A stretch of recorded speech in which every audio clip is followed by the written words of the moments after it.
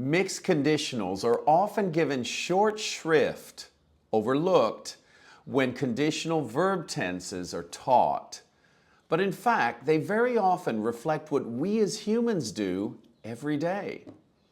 We think about a past event or decision and how it impacts us today. It's normally negative in the form of a regret.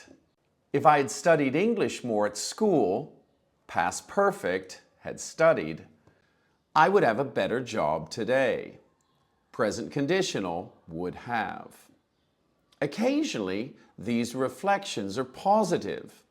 If I hadn't taken Professor Corton's English courses, I wouldn't speak English well now. This means I did take his course, thankfully, and I speak English well. Now it's your turn.